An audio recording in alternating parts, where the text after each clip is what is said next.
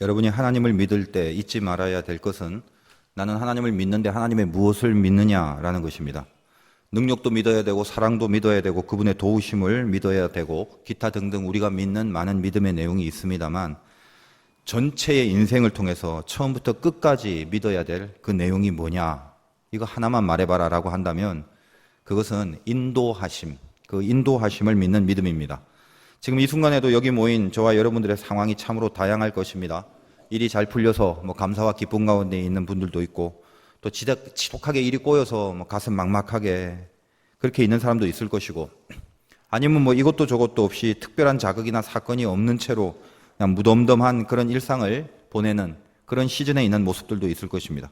근데 어떤 상황에 있든지 간에 반드시 믿고 있어야 될 가장 중요한 믿음, 어떤 곳에 놓여들든지 간에 언제나 끝까지 믿고 있어야 될 가장 중요한 믿음의 핵심이 뭐냐 이렇게 묻는다면, 나는 지금 여전히 내가 처해진 그곳에서 여전히 하나님의 인도하심을 믿고 살아가고 있는가라는 것에 대한 믿음을 갖는 게 제일 중요하다라는 것입니다.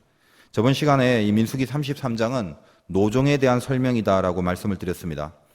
이스라엘 출애굽의 그 전 노종을 람셋이라는 애굽 지역의 삼각주부터 시작하여 모압 평지 가나안 지경에 이르기까지 출애굽의 전 노종들을 오늘 이 33장 본문에 낱낱이 다 기록해 놓았습니다. 지명의 이름과 어디서 떠나 어디에 진을 친다 샅샅이 다 적어 놓았습니다. 특별히 광야에서 보낸 40여 년의 시간 동안 그들이 거쳐왔던 지역들을 일일이 설명해 놓고 있습니다. 결론적인 메시지는 그겁니다. 왜 이렇게 적어놨을까? 어떤 노정이든지 간에 하나님의 인도하심이 있었다라는 것을 믿게 하려는 의도로 사실 이 본문이 우리들에게 오늘 전해지고 있다는 것입니다. 하나님의 자녀들이 그 인도하심에 대한 믿음이 우리에게 붙잡혀 있지 않는다면 그때부터는 틀림없이 나의 모든 인생의 선택, 판단 이런 것들은 모조리 다 틀려버리게 됩니다. 하나님의 인도하심을 받을 때만 우리 선택과 결단이 올바른 것이 될 수밖에 없다는 거죠. 인도하심을 믿고 살아가는 인생이 돼야 되겠는데 어떻게 하면 될까? 그겁니다. 그래서 오늘 본문을 통해서 두 가지의 교훈을 한번 살펴보도록 하겠습니다. 여러분 모두 다 인도하심을 받아 누리고 싶으실 것입니다. 반대로 인도하심을 받아 누리지 못하면 모든 게 모조리 틀려버린다라는 사실을 명심하시고 인도하심을 받아 누리고자 하는 열망과 소망을 갖고 이 말씀 속에 주시는 메시지를 붙들기 바랍니다. 첫째는 보혈의 은혜를 흐르게 하라 이겁니다. 인도하심이라는 거 쉽게 한번 생각해 봅시다. 누군가 내 손을 끌고 갑니다. 그래서 그 손에 붙잡혀서 그쪽으로 끌려가면 되는 거죠. 이게 인도하심이란 그것뿐입니다. 혹시 예전에 여러분 어렸을 때 무슨 시장 같은 데서 길을 잃어버리거나 엄마를 놓쳐본 그런 경험이 있습니까? 한두 번씩 다 있겠죠. 저도 이제 있는데 그때 그 생생한 이 가슴 덜컹임이 아직도 사실 느껴집니다. 아주 어렸을 때 저는 동대문구 휘경동에서 태어났고 당시에는 그 동대문에 무슨 스케이트장 같은 게 있다고 기억이 됩니다. 그런데 실내 스케이트장 말고 창경원이라는 데를 가면 연못 같은 게 있는데 겨울이 되면 그걸 얼어요. 그럼 거기서 이제 스케이트를 많이 타는 그런 모습이 있었습니다. 제가 아마 굉장히 어렸을 때 한 5살, 6살, 5살 정도도 되지 않았을 때 같은데 그때 이제 그 창경원에 스케이트를 타는 거를 어디서 알아갖고 엄마하고 이제 거기를 가는 거죠. 요즘은 모르겠어요. 요즘은 그러고 있는지. 거기 가면 왜 그렇게 사람들이 북적북적 하든지 무슨 솜사탕 이런 거 막 파는 그런 장사들도 있고 아이스크림, 풍선, 장난감 이런 것들이 이제 여러 군데 진열해 두고 인산인해를 늘 이루고 있었습니다. 제가 조그만 몸이다 보니까 엄마 손을 붙잡고 가는데 제 옆으로 지나가는 어른들은 전부 무슨 태산과 같은 그런 느낌이 들었죠. 엄마 손을 꼭 붙들고 그렇게 사람들 사이를 헤쳐 지나갈 때는 솜사탕을 보고 먹고 싶어 하기도 하고, 그리고 제 기억엔 아마 그 번데기 같은 것 같은데 그런 거를 또 이렇게 봉지에다 파는 그런 분들도 있었고, 그런 그 구루마라고 합니까? 이제 이런 것들이 막 진열되는 기억도 나고요. 그리고 가끔은 풍선을 놓쳐서 이 풍선이 하늘로 막 올라가면 엄마 손을 붙잡고 있다가 그 풍선이 하늘 끝 과연 어디로 가는가? 그걸 끝까지 바라보려고 낑낑거렸던 그런 기억도 납니다. 아무튼 너무 복잡하고 시끄럽고 그랬지만 이 엄마 손에 붙들려 갈 동안에는 그 어떤 거라도 전부 다 저에게는 즐길거리들이었다라는 거죠. 자, 이제 빨리 가서 스케이트를 타야지 하는 기대로 막 들떠있던 기억들도 새록새록 나고, 근데 어느 한순간 그 솜사탕이 먹고 싶어갖고 엄마 손을 붙잡고 이제 그거를 계속 바라보다가 손을 당기는 힘에 끌리지 못하고 버팅기게 된 거죠. 안 끌려가려고 팽팽해질 때 지나가는 어떤 태산과 같은 사람인지 몰라도 뭔가 툭 하고 부닥치는 바람에 손을 놓쳐버린 겁니다. 내 손이 엄마 손에 붙들려 있지 않게 된 거죠. 그때 가슴이 뭔가 쿵 하는 느낌, 아직도 좀 기억이 납니다. 쿵 내려앉는 느낌. 그때부터는 두리번거려도 그 조그만 그 키에 커다란 어른들 틈에서 뭔가 제대로 보일 리가 없죠. 아마 새파랗게 질려 갔을 것입니다. 그러니까 마구 돌아다니면서 엄마를 찾지만 전혀 보이지 않아요. 그때부터는 방금 전까지만 해도 그렇게 먹고 싶어서 뚫어지게 바라보던 솜사탕이 눈에 들어오지 않았습니다. 방금 전까지 그렇게 즐겼던 주변의 모든 것들, 번데기, 풍선, 사람들, 스케이트, 기타 등등, 이제까지 즐겼던 주변의 모든 것들이 전부 두려움 투성이로 변해버립니다. 웁니다. 엉엉. 엄마, 엄마 막 부르짖으면서 그렇게 마냥 웁니다. 엄마 잃은 아이들의 전형적인 모습이죠. 손에 붙들리면 복잡해도 즐거워지지만 손을 놓치면 즐거운 것도 복잡해집니다. 인도하심에 붙들리면 고난의 상황도 의미를 가지고 이겨나가는 기쁨이 생길 수 있지만 인도하심을 벗어나 버리면 즐거워해야 될 것도 근심으로 변한다는 것입니다. 그것이 우리들의 영적인 본능이에요. 인생을 살아가면서 그런 의미에서 놓치지 말아야 될 것은 그 인도하심에 대한 믿음, 그겁니다. 하나님은 우리 손을 놓지 않으시죠. 우리가 하나님의 손을 놓습니다. 그래서 늘 손을 놓칠 때마다 어떤 마음이 드냐? 산다는 게 두려워집니다. 이 손이 놓쳐질 때마다 이상하게도 길이 아닌 곳만 자꾸만 찾아 들어가게 돼 있다는 것입니다. 그렇다면 우리가 하나님이 붙잡아 주신 그 손을 놓치고 싶어서 놓치냐? 또 그건 아닐 것입니다. 뭐 때문에 놓습니까? 죄. 우리 죄가, 그 죄라는 힘이, 그게 나와 하나님의 손을 어느 순간 탁 쳐버리고 끊어버립니다. 마귀가 지켜보고 있다가 손잡고 가려고 하네? 혹은 손잡고 가네? 그럼 어느 틈엔가 슬쩍 다가서 어떤 사건이든 어떤 이유든 어떤 근거를 가져서든 우리의 손을 탁 하고 쳐서 끊어버릴 때가 있다는 것입니다. 우리도 그런 경험 많이 하죠. 그 개구장이들이 어렸을 때 여자애들 고무줄 갖고 놀면 몰래 다가서 칼로 탁 끊어갖고 냅다 도망칩니다. 그럼 막 욕 듣고 그런 짓 많이 하고 아마 사셨을 수도 있겠습니다. 놓쳐버릴 때가 있다는 거예요. 탁 하고 들어와서 탁 놓쳐버리는 순간 그때부터 인도하심에 대한 믿음도 상실되고 하나님과 멀어져 버리는 그런 경험을 하게 됩니다.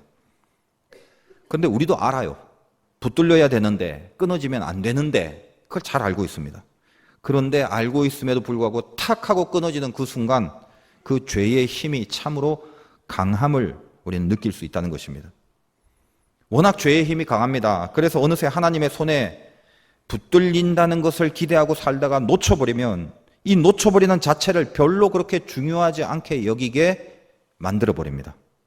세상과 손을 잡고 죄와 손을 잡고 이 사단의 손에 잡혀 있음에도 불구하고 이것이 어마무시하게 큰 충격적인 큰 일이라는 감각을 가지지 못하게 만듭니다. 방임하고 방치하고 무덤덤해집니다. 그때부터 점점 인도하심의 믿음이 사라지면서 그 인도하심의 실체적 노종조차도 이탈되기 시작합니다. 열 흘리면 갈 수 있는 길을 이스라엘 백성들은 허망한 곳으로 빗나가다가 40년의 세월을 걸리게 만듭니다. 우리 모두 다 사실은 그럴 때가 있다는 것입니다. 그러면 어떻게 우리가 다시 인도하심을 받을 수 있나? 당연히 손을 다시 잡아야 되겠죠. 놓쳐버린 하나님의 손을 그럼 다시 잡으려면 어떻게 해야 되는데 오로지 한 가지의 방법, 말씀에 근거하여 봤을 때 보혈의 능력이라는 것입니다. 내 안에 주님의 보혈을 다시게 흐르게 하는 것. 이 보혈을 흐르게 하는 방법 외에는 다른 방법이 없어요. 오늘 본문은 40여 군데의 진을 치고 옮겨가는 과정을 낱낱이 열거합니다. 제일 많이 등장하는 문장이 집에 가서 다 읽어보셨겠지만 워낙 똑같은 문장이 반복돼서 오늘 읽을 때는 처음과 마지막만 읽었지 않습니까? 다 어떤 겁니까? 떠나 진치고 떠나 진치고. 오늘 말씀의 제목입니다. 떠나 진치고. 왜 저 장소를 저렇게 세세하게 다 적어 읽히게 하였는가? 모세가 하나님의 영감을 받아서 써내려간 이 성경에 지나온 시간들 왜 일일이 뭐가 그렇게 큰 의미가 있다고 다 적어놨냐 이거죠. 생각을 해보면 어떤 사건이란 게 있다면 이 사건은 시간과 장소를 갖고 있습니다. 다시 말하여 장소를 벗어날 수 있는 사건은 없습니다. 모세가 40여 년을 돌이켜보니까 떠나서 진을 친 곳마다 새록새록 기억되는 뭔가가 있더라는 것입니다. 우리가 여기 열거된 장소에 모세만이 갖고 있는 어떤 음미할 만한 사건과 의미가 뭔지 우리는 다 모릅니다. 그러나 유추해 보건대 이 40여 군데가 넘는 이 진 속에서 얼마나 파란만장한 사건들, 얼마나 많은 우여곡절들이 있었겠습니까? 그래서 모세는 걸어왔기 때문에 그 장소를 하나하나 열검하면서 묵상할 때마다 그런 것들이 떠올랐겠죠. 우리도 마찬가지입니다. 뭐 예전에 우리가 가봤던 곳, 고향, 오래간만에 가보면 야, 내가 옛날에 여기서 이거 했는데 저기서 저렇게 했는데 이게 이렇게 변했네, 기타 등등. 장소를 묵상할 때마다 사건이 떠오르게 돼 있고, 사건이 떠오를 때마다 하나님과의 관계 속에서 신앙의 의미는 자동적으로 추적될 수밖에 없습니다. 모세가 추억하며 열거한 모든 진들 속에 신앙의 사건들이 사실은 다 새겨져 있었습니다. 여러분도 마찬가지고 저도 마찬가지일 겁니다. 여러분의 노정이 어땠습니까? 그때 추억을 해보십시오. 그때 그 장소가 있었습니다. 그때 거기서 있었을 때가 있어요. 아, 거기 참 좋았는데 그때는. 그리고 그때 거기에는 이때는 너무 힘들었는데. 그리고 그때 저기는 정말 그건 말할 수 없이 끔찍한 큰 죄를 내가 저질렀는데. 근데 그때 거기에는 또 말할 수 없는 큰 은혜가 있었는데. 그렇게 추억을 해보는 과정 장소마다 수많은 사건들이 있지 않습니까? 오늘 묘사된 본문에 떠나서 진을 치고 그리고 장소 이름, 떠나서 진을 치고 장소 이름, 그렇게만 쭉 나열한 문장들이 거의 대부분입니다만 모세는 이 장소 하나하나에 자신의 신앙적 의미를 분명히 담고 있었을 것입니다. 그런데 오늘 이 본문 가운데 한 5번 정도만 읽어보시면 다 유사한 표현임에도 불구하고 살짝 모세가 조금 더 진하게 자기 추억의 흔적을 조금 더 설명하고 묘사한 부분이 4군데가 나옵니다. 왜 이쪽 표현들은 조금 다를까? 이유는 뭔가 진한 메시지가 더 있었기 때문이죠. 지금 모세는 이스라엘의 전 노종을 인도하심이라고 믿고 있었습니다. 그래서 모든 인도하심에 어떤 곳을 떠나든 어떤 진을 치든 전부 다 인도하심인데, 이 인도하심의 전 과정 속에 깊이 숨어 있는 하나님의 그 인도하심의 가장 큰 교훈이 뭔가를 우리들에게 가르쳐 주기 위해서 4군데는 조금 더 진하게 표기를 해놨다는 것입니다. 처음 등장하는 것은 8절부터 9절까지입니다. 잠깐 보겠습니다.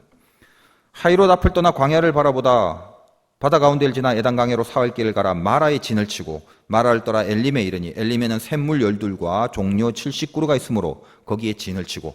여러분이 앞뒤를 읽어보시면 알겠지만 무슨 뭐 샘물 12, 종려 70그루 이런 식의 잡다한 설명이 다른 곳은 없습니다. 전부 다 어딜 떠나 어디 진치고 어딜 떠나 어디 진치고 이런 보고밖에 없는데, 이 부분은 특별히 어떤 설명을 살짝 집어넣었더라는 것입니다.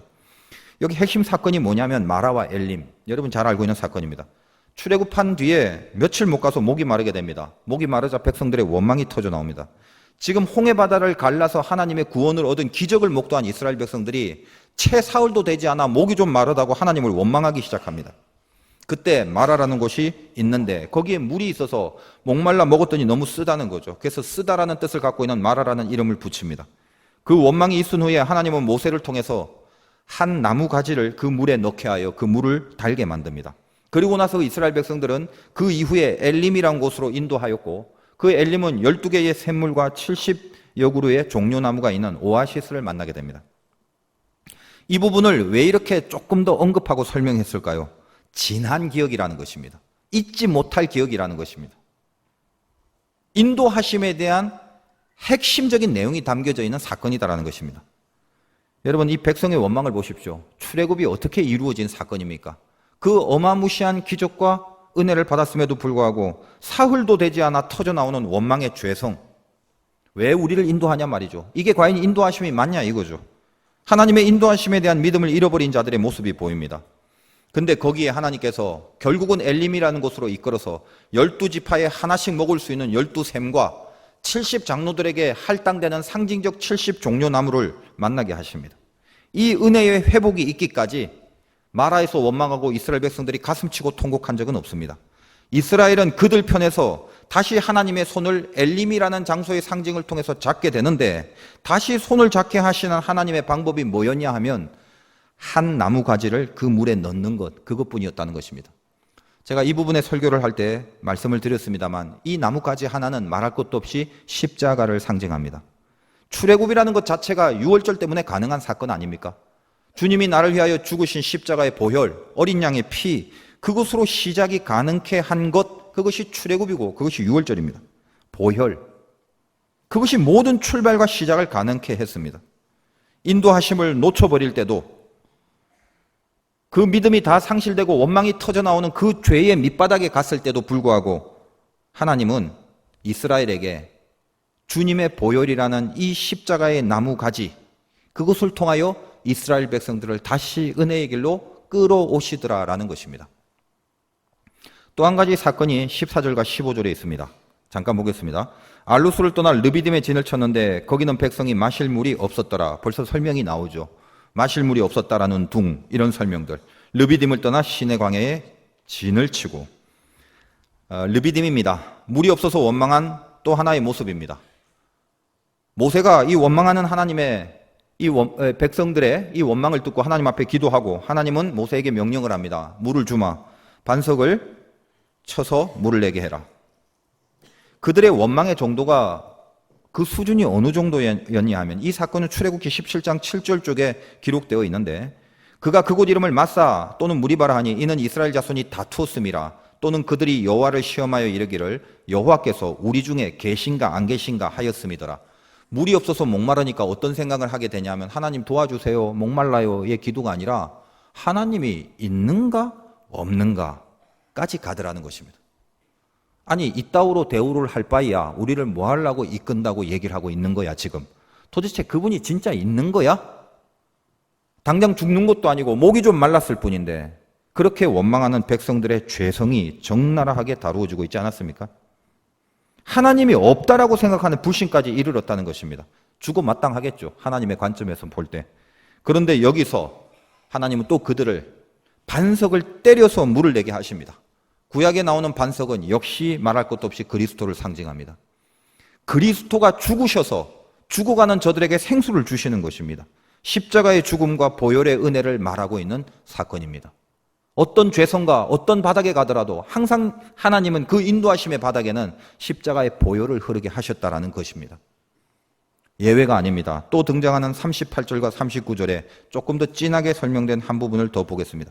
38절, 이스라엘 자손이 애굽 땅에서 나온 지 40년째 5월 초하루에 제사장 아론이 여호와의 명령으로 호르산에 올라가 거기서 죽었으니 아론이 호르산에 죽던 때의 나이는 123세였더라. 호르산에 진을 쳤다라고 끝내야 이제까지 해왔던 패턴인데 뭔가 또 설명이 길어요. 아론의 죽음의 얘기를 또 언급해 놨습니다. 이 아론의 죽음이 언급된 거는 원래 민수기 20장 22절에서 24절인데 이 물에 대한 커다란 사건이 두 가지가 나옵니다. 한 번은 하나님께서 모세에게 반석을 치라 해서 물을 냈는데 그 다음번에는 반석에게 명하여 물을 내라고 합니다. 그런데 백성들의 원망에 모세가 분노하여 그냥 반석에게 물 나와라 한 게 아니라 지팡이로 2번씩 때려서 뭔가 인간의 혈기와 의지를 집중시키고 적용하여 물을 내려고 하는 모습을 보입니다. 근데 그것이 하나님 보시기에 죄가 돼서 그 사건 때문에 모세와 아론은 가나안 땅으로 들어가지 못하게 됩니다. 그것이 성경의 설명입니다.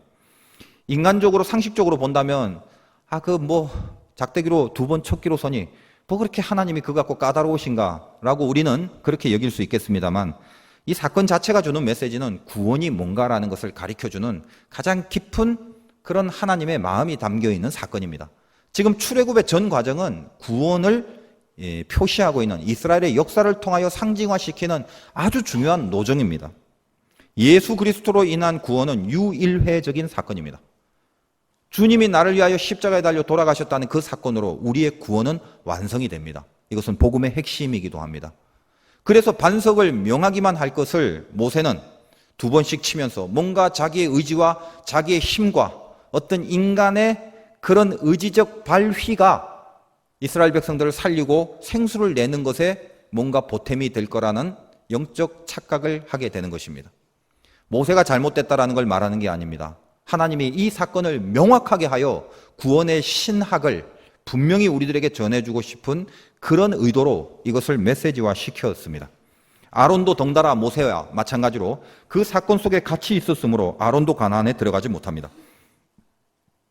그래서 오늘 호르산이라는 곳에 아론은 먼저 생을 마감하는데, 이 생을 마감하는 실질적 사건은 민수기 20장 22절에서 29절까지의 내용인데, 거기를 보면 호르산에서 그냥 아론이 죽었더라가 있는 게 아니라 아론의 제사장직을 그의 아들인 엘리야살에게 잘 그대로 물려주고 세상을 떠나게 됩니다. 아론은 어떤 의미냐면, 인간의 죄와 잘못이 있지만 하나님과 인간을 커넥션 시키는 제사장, 즉 그리스도의 권위와 그리스도의 직위와 그분의 모든 사역의 가장 중요한 역할들은 하나님께서 끝까지 지키신다는 주님의 마음이 거기에 보여지는 것입니다.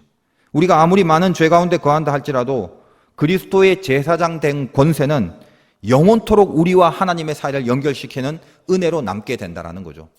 아론의 죽음의 사건 이후에 그 죽음의 사건 때 벌어진 엘르아살과의 제사장의 직계를 이어받는 그 장면을 사건화시켜서 모세가 그 장면을 추억하며 하나님의 깊은 그리고 그리스도의 우리를 하나님과 연결시키는 그 제사장의 은혜를 계속 추억하고 기억하고 있는 장면입니다. 역시 주님의 보혈의 은혜가 흐르는 곳이었습니다. 하나 더, 이제 네 번째로 40절부터 41절인데 거기를 잠깐 보시면 가나안 땅 남방에 살고 있는 가나안 사람 아랏 왕은 이스라엘 자손이 온다는 소식을 들었더라. 그들이 호르산을 떠나 살모나에 진을 치고, 여기도 뭔가 조금 더 언급된 이유가 있죠. 더 진한 내용이 있기 때문입니다. 토탈 네 부분이 다른 패턴과는 달리 조금씩 언급이 더 있습니다. 진한 의미가 있다라는 거죠. 가나안 왕 아랏이 있었습니다. 가나안 땅에 있는데 이스라엘이 자꾸 들어오니까 저거 죽여야겠다고 공격을 합니다. 그러나 이스라엘은 하나님의 도우심으로 큰 승리를 맛봅니다. 그런데 이 사건은 민수기 21장 1절에서 3절까지 있는데 이렇게 큰 승리와 하나님의 도우심을 만났음에도 불구하고 이스라엘 백성들이 하나님을 찬양하고 기뻐해야 되는데 바로 그 다음에 등장하는 4절에 하나님을 또 원망하여 하나님을 진노케 하는 모습이 나타납니다. 그래서 그 사건은 웬만한 사람들은 다 알고 있어요. 그 진노를 통하여 하나님은 불뱀을 통하여 이스라엘을 죽게 만들었고 거기서 다시 모세를 통하여 그 이스라엘이 살아나는 방법으로 장대에 놋뱀을 달아 그 놋뱀을 쳐다본 사람을 다 살려주시는 은혜의 사건을 알고 있습니다. 우리에게 큰 승리가 있고 우리에게 엄청난 하나님의 도우심이 있었음에도 불구하고 또 우리는 원망하고 불평하며 죄를 저지르는 그 쩌들어 있는 죄성 속에 있는 자들에게 또 주님의 십자가의 보혈인 그 장대 끝에 놋뱀이 우리를 살리시는 은혜로 끌어오고 계신다는 겁니다. 제가 여러 번 이 말씀을 묵상하면서 왜 특별히 이 네 군데가 조금 더 언급됐는가를 그것을 기도하면서 묵상을 해보니 여기에 절절히 흐르는 주님의 보혈이 있더라는 것입니다. 아, 이 인도하심을 가능케 하는 밑바닥에 흐르는 것은 나를 위하여 죽으신 주님의 보혈이구나. 가만히 살펴보니까 진을 떠나 진치고 떠나 진치고 이것으로 일관한 본문이지만 주님의 보혈이 흐르게 하여 살려주신 하나님의 은혜를 더 부각시키며 우리에게 보혈을 흐르게 만드시는 하나님의 그 요구와 심정을 알 수 있겠다라는 것입니다. 떠나고 진을 치는 사이에 우리는 눈치채지도 못하게 하나님의 보혈이 계속 그 안에 주님의 보혈이 흘렀습니다. 여러분 한번 생각해 봅시다. 살면서 문득 인도하심에 대한 믿음이 떨어질 때가 있지 않습니까? 언제 떨어집니까? 상황 때문에 인도하심에 대한 믿음이 떨어집니다. 갑자기 물이 없는 거예요. 갑자기 양식이 없는 거예요. 갑자기 결핍이 생기고 부족함이 생기고 모자람이 생기는 거예요. 원하는 대로 되어지지 않는 거예요.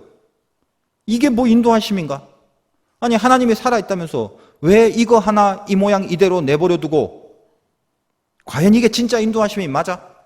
의심과 원망에 사로잡혀서 나를 이끄신다는 그 인도하심에 대한 확신이 서서히 사라지는 경험을 할 때가 분명히 있다는 것입니다. 도무지 믿음이 안 생기죠.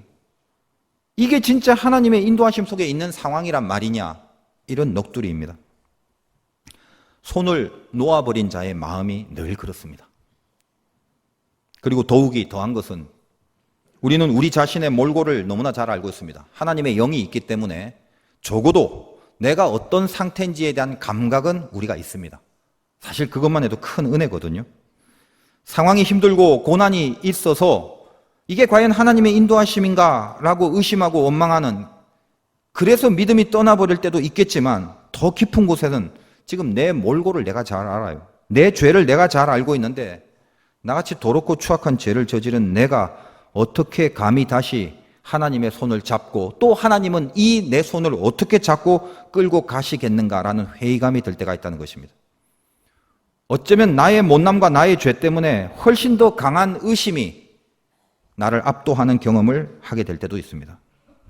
여러분 인생의 노종 속에 진을 친 곳으로 한번 체크해 보십시오. 거기서, 그때 그 동네에서, 그 직장에서, 그 사람 앞에서 솔직히 얼마나 많은 더럽고 추악한 죄를 저질렀던 경우도 있었겠습니까? 그런데 우리는 지금 여기까지 왔습니다. 죽지 않고 지금 이 자리에 와 있습니다. 여러분의 떠나진 친곳을 한번 보라고요. 그렇게 거룩했고 그렇게 영광만 있었습니까? 그렇게 은혜만 있었습니까? 어떻게 보면 이스라엘 백성이라는 이 어마어마한 존재가 거쳐왔던 여정의 구석구석에는 바닥을 치는 죄악들이 있어 왔다는 것을 모세가 더 부각시켜 우리들에게 상기시켜 주듯이 오늘 우리도 우리의 진친 곳을 가만히 쳐다보면 거기는 정말 더럽고 추악한 죄들이 많았습니다. 그것은 개인의 문제뿐만 아니라 개인이 모인 단체도 역시 마찬가지입니다. 많은 교회가 있지만 우리가 섬기는 화도교회도 한번 볼까요? 내년은 110주년. 참 깁니다. 오래 살았습니다. 그래서 뭘 좀 기념하고 싶은데 뭘 기념하고 이걸 기념하기 위하여 뭘 계획하고 그래야 하나. 그 긴 시간 동안 우리가 걸어온 발자취 속에 어떤 진들이 있었는가? 거룩과 영광만 있었겠습니까? 죽어 마땅한 죄된 모습은 없었겠습니까?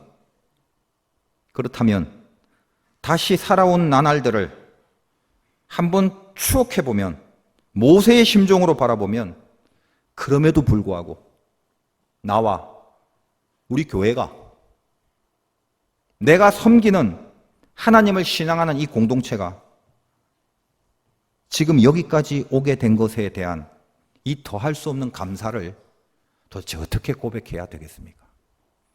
이 감사하는 마음으로 어떻게 기념해야 되겠습니까? 은혜뿐입니다. 하나님의 은혜로 여기까지 왔다는 것입니다. 그냥 그 생각만 해도 가슴이 뜨겁고 개인적으로는 은혜 때문에 내가 여기에 있을 수 있는데 너무 송구스럽고 몸둘 바를 모르겠고 우리가 그런 마음으로 각자의 삶을 회고할 뿐만 아니라 우리 교회의 마음도 우리 교회의 역사도 그렇게 회고해야 마땅하지 않겠습니까? 은혜 때문에 여기에 왔다는 그 뜨거운 감사한 말입니다. 우리 각자가 다 그렇습니다. 은혜입니다. 은혜 하나로 여기까지 왔습니다. 절대 잊지 마십시오. 재수나 요행이나 우연이나 어떤 내 실력이나 내 힘으로 여기까지 살게 된 것이 아닙니다. 오로지 은혜, 그거 하나입니다.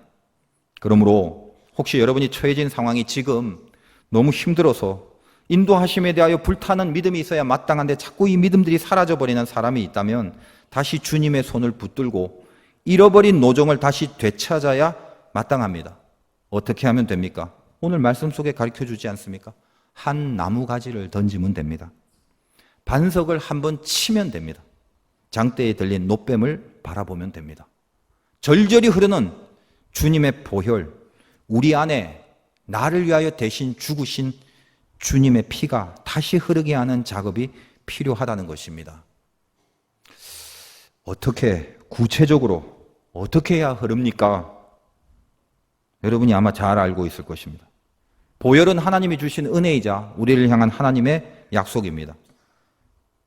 하나님이 우리에게 하신 약속은 그 약속의 효력을 발휘하기 위하여 필요한 하나의 조건은 우리의 믿음뿐입니다. 하나님의 약속은 우리의 믿음을 통하여 효력을 발하게 됩니다. 주님이 나를 위해 죽으신 그 사실, 나를 위해 죽어 흘리신 그 보혈이 내 안에 흐르게 됨이 하나님의 약속임에 그 보혈이 내 안에 흐른다는 것에 대한 믿음을 가져야 됩니다. 못 믿겠다고요? 그럼 어떤 방법으로 사실래요? 이제껏 살아왔고 추억해보면 얼마나 가능성 없는 내 자신이었는가를 아직도 혹시 모르고 사십니까? 그 보혈의 방법 아니면 다른 방법이 있을 줄 아십니까? 그 피가 아니면 방법이 없다는 것을 깨닫고 동의할 때쯤 우리는 그때 비로소 철이 들었다 말해야 됩니다. 지금 내 안에 있는 더러운 것들을 한번 생각해 보십시오. 이 거룩한 예배의 한자리 안에서도 지금 내 속 깊은 곳에 덕지덕지 묻어 있는 것들, 여기 하나님이 싫어하시는 거 혹시 없습니까? 교만함과 욕심들이, 자기 잘남과 이기심들이, 온갖 더러운 중독과 음란과 권세에 대한 욕망과 탐욕과 물질에 대한 탐심들이 우글우글거리고 있는 그 부분이 없습니까? 보혈은 믿어야 된다고 그랬습니다. 주님, 이 더러운 나를 향해 씻기시고 용서하시는 보혈이 흐르게 하여 주옵소서. 그 보혈이 흐르게 될 줄 믿습니다. 명심할 것은 진심 그리고 집중입니다. 그리스도의 보혈을 진심으로 바라며 집중하여 다른 모든 것을 잊고 보혈이 내 안에 흐르게 해달라는 기도가 터져 나오면 되는 것입니다.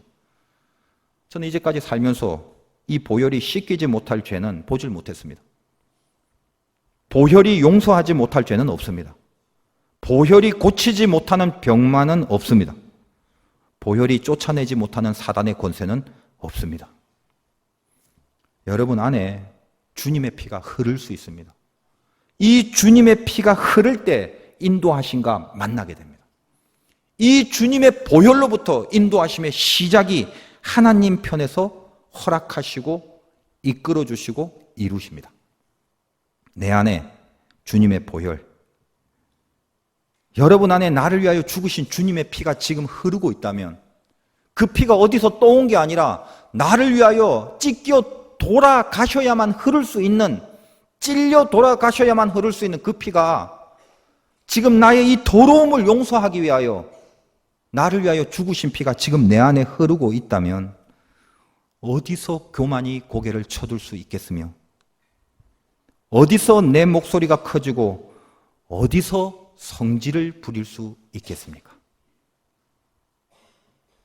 어디서 원망하며 어디서 분노와 혈기를 바라며 세상에 내 말이 다 옳아야 되는 고집으로 살 수 있겠습니까? 여러분이 누굽니까? 보혈이 흐르는 하나님의 사람들이라고 코카콜라 사장이었던 로버트 우드로프라는 사람이 했던 유명한 말이 있지 않습니까? 내 혈관 속에는 코카콜라가 흐른다. 일개 세상의 장사꾼도 그런 철학을 가지고 사는데 만군의 여호와 하나님의 자녀들이 보혈의 은혜에 젖어서 살지 못한다면 그게 말이나 되는 겁니까? 오늘 예배 가운데 여러분이 인도하심에 대한 믿음에 다시 붙들리는 역사가 일어나기 위하여 보혈이 흐르는 인생임을 믿고 요청하시고 간절히 하시고 사모하시기 바랍니다. 여러분 안에 보혈이 흘러달라는, 여러분 안에 보혈이 흐르게 하는 그 심령만 있다면 여러분의 삶은 인도하심을 반드시 누리게 된다는 것입니다. 또 하나, 두 번째로는 할 수 있는 것에 집중하라. 은혜의 보혈 다음에 우리가 또 하나 붙들어야 될 것이 바로 이겁니다. 할 수 있는 것, 거기에 집중하라. 민수기 주제가 뭐냐면 싸움에 나갈 만한 자죠. 여기 붙여 있습니다. 그 싸움에 나갈 만한 자의 개수, 카운트 되는 것, 그게 민수기입니다. 싸움에 나갈 만한 자라는 게 무슨 싸움입니까? 어떤 싸움에 나가야 됩니까? 오늘 본문 50절 이하에 이제 떠나 진치고가 끝난 다음에 가나안 땅 쪽의 얘기를 하면서 하나님이 이스라엘 백성들에게 굉장히 강하게 명령한 내용들이 있습니다. 아까 읽었기 때문에 생략하고 여기에 등장하는 핵심 동사들을 추리면 몰아내라, 깨트려라, 헐어라, 점령해라, 거주하라. 기업은 내가 준다. 제비 뽑아라. 가질 만큼 기업은 내가 보장해 준다. 그러니 너희들은 몰아내라, 깨트려라, 헐어라, 점령하라, 거주하라. 그럼 가만 생각해 보세요. 내가 할 수 있는 것이 있고 할 수 없는 것이 인생에 있습니다. 근데 참 어리석죠. 할 수 없는 것을 왜 그리 고민을 많이 하고 사는지 몰라요. 아무리 고민해도 내가 할 수 없는 게 있잖아요. 이스라엘 백성들이 광야 생활하는 동안 양식을 계속 세이브하고 저축하고 모아서 내일도 배 안 고프고 모레도 배 안 고파야지, 만약 그렇게 생각하고 있다면, 그리고 어떻게 하면 그럴 수 있을까를 고민하고 있다면 그 고민이 가능한 겁니까? 자기들이 양식을 세이브할 수 있는 그것들을, 그 일들을 자기들이 그걸 할 수 있습니까? 분명히 양식을 모은다는 문제 자체는 중요한 것임에 틀림없지만 그거는 그들이 고민할 문제가 아닙니다. 왜냐? 이스라엘 백성들은 광야 생활 동안 정착하여 농경 생활을 하는 족속이 아닙니다. 씨를 뿌려서 열매를 거둘 수 있는 상황이 아니라고요. 내일 또 옮겨야 되고 모레 또 옮겨야 될 상황들이 닥치는 민족입니다. 따라서 농사를 지을 수가 없어요. 근데 곡식을 모아서 어디서 가두어 거둔다? 그 고민하면 뭐예요? 오늘 본문도 가만히 보면 저들이 할 수 없는 것에 대해서는 얼마나 집요하게 집착을 했는지 몰라요. 배고파 죽게 되었대요. 매장지가 없어서 왜 광야로 내몰았네요. 밥도 안 주고 지금 뭔 구원이냐. 약속의 땅 하는데 적과 꿀이 보이지도 않는데 그게 어디 흐르냐. 그들이 할 수 있는 문제입니까? 양식을 어디서 열매를 걷어서 저축해놓고 젖과 꿀을 어디서 파낼 수 있는 그런 상황이냐고요, 지금. 중요한 이슈이긴 하지만 그들 편에서 할 수 있는 게 아니잖아요. 근데 전부 다 어디에 집중하고 있냐면 그들이 할 수 없는 고민에 빠져서 그 고민 속에 매몰되고 그 매몰된 고민 속에서 죄를 짓고 원망하기 시작합니다. 그런데 결론은 뭐예요? 하나님은 그들이 할 수 없는 걸 다 해줬어요. 하늘에서 만나를 내려주셨고 메추라기를 주셨어요. 농사를 지을 수 없는 환경이라는 걸 하나님은 알고 계시기 때문에 그들이 할 수 없는 건 전부 다 하나님이 해주셨어요. 그리고 가나안 땅에 들어가서 드디어 정착하기 시작할 때 하늘의 만나가 그치게 됩니다. 고민하지 마십시오. 응애하고 태어나 봤더니 우리 집이 가난한데 어쩔 거예요? 물릴 거예요? 그게 바꿔질 수 있는 상황이에요? 타고난 병약함이 있어서 상처와 가시가 있는데 그거 어떻게 해요? 내 몸뚱아리를 남의 몸뚱아리하고 바꿀 거예요? 철들고 보니까 내 부모가 지금 그 부모예요. 키워놓고 보니까 이 자식들이 내 자식들이에요. 바꿀래요? 마음에 안 든다고? 여러분에게 처해진 바꿀 수 없는 환경과 상황이란 게 있다는 것입니다. 고민하지 마세요. 하나님이 우리를 인도하신다고 할 때는 내가 할 수 없는 부분을 맡으시겠다는 약속이 깔려 있습니다. 걱정하지 마세요. 그러니까 할 수 있는 거는 걱정을 안 하고 할 수 있는 건 고민을 안 하면서 할 수 없는 것에 집착해서 어리석은 에너지를 낭비하지 말라는 것입니다. 그렇다면 여러분이 할 수 있는 게 뭡니까? 오늘 성경에 분명히 있잖아요. 몰아내고 헐고 깨트리고 점령할 수 있어요. 내 속에 들어가 있는 악한 것들이, 내가 알고 있는 나만의 죄성들, 그거 내가 몰아내고 내가 점령할 수 있다는 거예요. 그래서 주님을 거죽해 하는 그 일, 그건 내가 할 수 있잖아요. 여러분이 어떤 상황 속에 처해진다 할지라도 이거는 여러분이 할 수 있는 거란 말이에요. 하나님은 내가 할 수 있는 일에 대해서는 강력하게 요구하십니다. 오늘 50절부터 56절까지 얼마나 강력한지 한번 보세요. 다 부어 만든 우상을 깨트리고 헐어라. 그 땅을 점령하여 거주하라. 네가 할 수 있는 거 아니냐, 그거는. 민수기의 주제가 뭡니까? 싸움에 나갈 만한 자. 무슨 싸움이에요? 할 수 없는 싸움을 하는 게 아니라 죄를 몰아내는 싸움. 내가 할 수 있는 싸움. 그 싸움에 나가는 겁니다. 우리가 신자로 살아가면서 이 인도하심을 믿는다면 오늘 이 예배 이후에 여러분 안에 내가 할 수 있는 것과 할 수 없는 것에 대한 깔끔한 기준이 생겨야 마땅합니다. 인도하심 속에서 완전히 맡겨야 될 부분이 있고요. 필사적으로 내가 해내야 되는 것이 있다는 것입니다. 필사적으로 해내야 될 것을 필사적으로 하십시오. 제가 목회하면서 저는 중간에 예수를 믿었기 때문에 교인들은 다 그런 줄 알고 살아왔다가 목회를 하면서 참 지금까지 가장 이해가 안 되는 부분이 있어요. 보통 한국교회 교인들이 열심히 많습니다. 열심히. 일하는 거, 일은 기를 쓰고 하는데 성품은 기가 막히게 그대로예요. 저는 이게 제일 이해가 안 돼요. 주님의 말씀을 명심하십시오. 주의 전을 사모하는 열심이 나를 삼키리라. 주의 전을 사모하는 열심이 틀린 건 아닌데 나를 삼킨대요. 여기서 목사인 저를 비롯하여 직책 맡으신 분들 명심하라기 바랍니다. 목사, 전도사부터 시작해서 각 부서 담당 장로, 기관장, 속장, 임원 책임 맡은 사람 많잖아요. 여러분이 열심을 부려야 되는데 그 열심의 뿌리에 뭐가 있는지 점검하세요. 왜 뭘 맡으려고 하십니까? 왜 직책을 맡아서 헌신을 하려고 기를 쓰십니까? 왜 그럴까요? 사울이 처음에 하나님 앞에 기름 부음을 받을 때는 참 겸손했어요.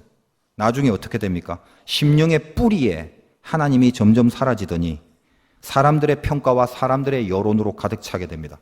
전리품을 전부 소멸하라는 하나님의 명이 분명히 있음에도 불구하고 자기 보기에 좋은 곳은 골라내놓고 나중에 핑계댑니다. 하나님 주려고 했다고. 제사장이 집도하는 제사를 그걸 분명히 제사장이 해야 되는 걸 알면서도 사람들이 조급히 여기고 사람들이 이 말 저 말하고 사람들이 원한다고 거기에 잘 보이려고 틀린 줄 알면서도 비위 맞추고 행해버리죠.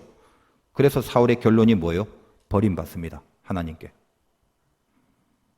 사람의 말이 진리입니까? 하나님의 말씀이 진리입니까? 알면서 왜 진리를 따르려고 하지 않습니까? 사람이 두렵고 사람들의 평가가 그렇게 중요해 버린 상태로 일하시고 헌신하시렵니까? 도대체 뭘 하는 직분들이, 하나님 앞에 사명을 감당한다는 자들이 왜 가슴 속에 하나님께 칭찬받겠다라는 소망이 없어져 버렸습니까? 성령의 열매를 맺어야죠. 신앙의 경륜이 오래되고 시간이 지나감에 따라 시절을 쫓아 과실을 맺듯이 우리 안에도 어떤 열매가 연그러져 나와야 되는데, 성경이 말하는 성령의 열매는 어떤 능력, 어떤 업적, 역할, 실력, 인기, 권세, 명예, 이런 단어 하나도 없습니다. 오직 성령의 열매는 화평, 희락, 절제, 사랑, 오래 참음, 충성, 양선, 인내, 자비, 모두 다 성령의, 하나님의, 예수님의 품성을 만들어내는 일이었습니다. 주님의 품성을 만들어내려는 일에 기를 쓰고 매진하는 모습이 없어요. 왜 쓸데없는 열심으로 주님을 삼켜버리는 우를 범하고 사냐, 이 말입니다. 한국교회의 병폐는 여기에 있습니다. 진짜 주님 앞에 칭찬받으려는 진심을 갖고 일선에 나서는 사람들이 없어지기 시작합니다. 내가 할 수 있는 일이 뭘까요? 하나님이 원하시는 건가? 하나님이 싫어하시는 건가? 한 번만 진심으로 진지하게 생각해 달라는 거예요. 결론은 명확해요, 그러면. 그런데 그 작업을 아예 안 해요. 그래서 나타나는 결론이 뭐예요? 분열과 속상함과 분노와 갈등과 다툼입니다. 사단의 기쁨이죠. 저도 목사니까 저에게도 적용시켜 봅시다. 목사가 뭘 해야 돼요? 목사 말 잘 듣는 교인을 만들어 놓는 게 목사의 목표입니까? 목사는 하나님 말씀을 잘 듣는 교인을 만들어야 목사의 목표죠. 어디에 관심이 가 있습니까? 뭐가 훌륭한 목사인 줄 알고 목표하고 살아가고 있습니까? 여러분, 제가 개인적으로 제일 비참하고 화나는 경우가 언젠가 하면요, 기를 쓰고 내 안에 죄와 더러운 자아를 깨트리고 몰아내지 않은 채, 기를 쓰고 그 작업을 하지 못한 채 기가 막히게 설교를 잘할 때입니다. 제가 죽어서 하나님 만나면 저는 죽기 직전의 경험을 가져서 잘합니다. 하나님이 이 목사 이제 왔냐? 고생했다. 너 보니까 설교 잘하더라. 야, 너 동인천 저 골짜기에서 목회하던데 그 골짜기에서 목회하면서도 네 설교가 막 팟빵에 막 순위가 아주 높고 말이지. 너 설교 잘하더라. 훌륭하다. 하나님 그러시겠나요? 저는 잘 알아요. 천만의 만만입니다. 저에게 물으실 주님의 질문이 뭔지 아십니까? 너 얼마나 싸웠냐? 기를 쓰고 네 안의 것들 몰아내고 깨트리고 살고 왔니? 그런 삶을 살아왔니? 그거 물으실 거란 말이에요. 틀림없이. 저에게도 상황이 있고 여러분에도 상황이 있습니다. 할 수 없는 상황들이 있죠. 뭐 예를 들면 이런 겁니다. 제가 시골에서 목회를 하든 무슨 상가 밑에서 개척교회를 하든 아니면 강남의 어마어마한 대형 큰 교회에서 거기서 목회를 하든 그거 내가 어떻게 할 수 있는 게 아니죠. 나에게 벌어진 환경과 상황은 내가 할 수 있는 게 아닙니다. 제가 화두교회 목회를 하는 것도 하나님의 인도하심이 서려 있지 않았겠습니까? 내가 어떻게 할 수 있는 게 아니죠. 제가 바라고 원한다고 될 수 있는 성질의 것들이 아닌데 거기에 신경 쓰시지 말라는 거예요. 그런데 제가 어디서 목회를 하든 제가 할 수 있는 게 있잖아요. 큰 교회에서 하든 개척교회에서 하든 시골에서 하든 도시에서 하든 내 안에 영적 싸움, 주님을 지켜내려는 진심을 갖고 기를 쓰고 싸우는 그 싸움, 그건 내가 할 수 있잖아요. 내가 할 수 있는 그 일에 모든 걸 걸 때 내가 할 수 없는 것에 대한 인도하심은 당연히 있다는 것입니다. 여러분, 뭘 해야 되는지, 우리 교회 오래됐잖아요. 오래 신앙생활 하셨잖아요. 뭘 해야 되는지 다시 한번 생각해 보세요. 신앙이라는 건 존재가 되는 거지 업적이 되는 게 아닙니다. 내가 인도하심을 받아 누리는 존재 자체가 돼야 된다는 것입니다. 존재가 안 되는데 무슨 업적을 바라십니까? 여러분이 할 수 있는 건 명확합니다. 저와 여러분이 할 수 있는 것은 분명합니다. 신자로서, 신자다운 신자로의 존재가 되는 거예요. 바로 그것으로 인도하심의 조건을 만들어가는 열심과 충성이 있으시기를 주님의 이름으로 축원드립니다.